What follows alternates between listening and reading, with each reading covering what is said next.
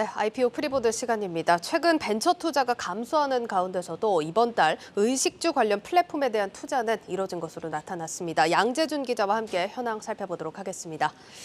양 기자, 일단 대표적으로 어떤 기업들이 투자 유치를 받았습니까? 네, 이번 달 수산 플랫폼 인어교주 해적단을 운영하는 더 파이러츠가 시리즈 C에서 160억 원을 투자 유치에 성공했습니다. 예. 이번 투자에는 SV 인베스트먼트와 키움증권, 유한타 인베스트먼트 등 기존 투자자와 KDB 산업은행, LNS 벤처캐피탈 등이 참여했습니다. 예.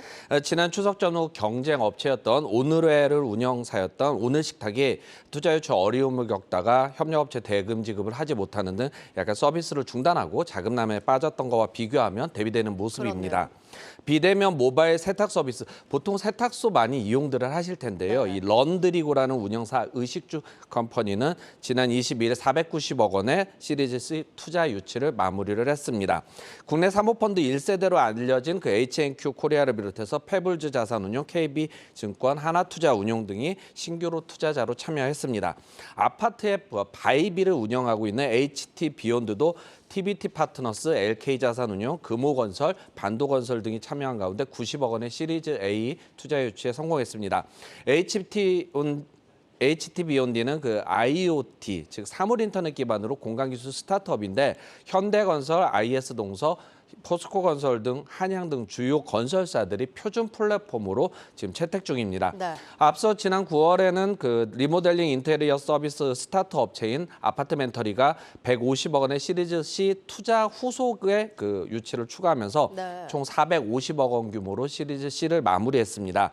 이들 기업의 공통점, 의식주는 맞습니다. 우리가 먹거나 입거나 자거나 하는 일상생활 속에서 사실상 파고들면서 오토, 그러니까 온라인과 오프라인을 같이 연결하는 차별화 서비스를 제시했다는 평가를 받고 있습니다. 알겠습니다. 그런데 지금 보면은 같은 의식주 업종에서도 기업별로 좀 희비가 엇갈리는 모습 아까도 전해주셨지만 투자 유치를 성공한 기업들은 어디에 이유가 있었다고 봐야 될까요? 네, 제가 지난달 방송에서 쿠팡의 법칙이 사라졌다 이렇게 예. 보도를 한번 하면서 성장성보다 수익성이 중요해졌다고 보도해드린 적이 있습니다. 이에 대한 연장선상으로 보시면 됩니다. 이번 투자의 유치에 성공한 기업들에 대해서 벤처캐피탈 업계는 크게 두 가지, 옥석 가리기, 비용 통제를 꼽았습니다. 네. 벤처캐피탈 업계는 코로나19로 급성장한 플랫폼 기업들의 거품이 빠지면서 혹독한 옥석 가리기가 본격화될 것으로 내다보면서 이제는 확실하게 성공할 수 있는 기업에만 투자하겠다. 라는 것입니다. 고정비를 줄이고 구조조정을 단행하는 등 손실률을 줄일 수 있는 개선의 여지가 있느냐가 투자 판단으로 삼았다는 것입니다. 벤처캐피탈 투자가 상당히 줄면서 마케팅 등 소모적인 비용을 줄이고 특히 이커머스 서비스 경쟁이 살아남을 수 있는 기업에만 후속이나 집중 투자를 통해서 격차를 넓히는 초격차 투자를 하고 있다는 것입니다. 이번 투자에 유치한 런드리고에 투자를 한 A 벤처캐피탈 고위 관계자는 비수기의 경우 월 3, 40억 정도 매출이 나오고 특히 겨울에는 아무래도 두꺼운 옷 같은 걸 많이 맡기기 때문에 네. 월 50억 정도의 매출이 가능한데 이러면 월별로 흑자도 낼 수 있다 이렇게 이야기하고 있습니다. 알겠습니다. 이렇게 사실 성과 좋은 기업들도 있지만 최근에 이렇게 시장이 위축되면서 투자 유치에 어려움을 겪는 벤처 기업들이 꽤 많습니다. 이런 현황에 대해서 업계 의견은 어떤지도 궁금한데요. 실제 벤처업계를 취재하다 보면 어느 기업이 어렵다더라 얘기가 많이 들립니다. 예. 오늘 같은 경우도 배달 대행업체인 부릉을 하는 메쉬코리아가 법정 관리를 신청한다는 예. 이야기들도 나왔는데요.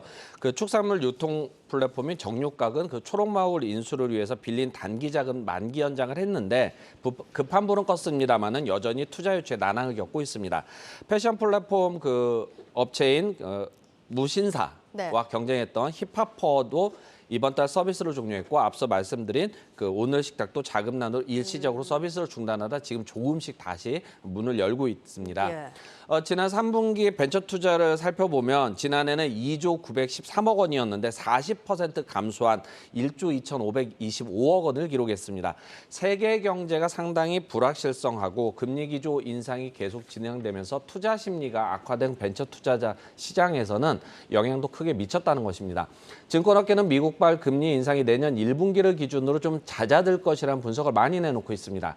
벤처 투자의 경우 주식시장과 비교해서는 후행적인 흐름을 보이고 있고 약 6개월 정도 시차가 발생합니다. 네. 이런 경우를 본다면 벤처 캐피탈의 고위 관계자들을 이렇게 이야기하다 보면 내년 3분기쯤이야 이렇게 자금 유동성이 좀 풀리고 벤처 펀드 결성이 활발해지지 않겠느냐라는 판단들을 내놓고 있습니다. 예, 알겠습니다. 양재준 기자였습니다.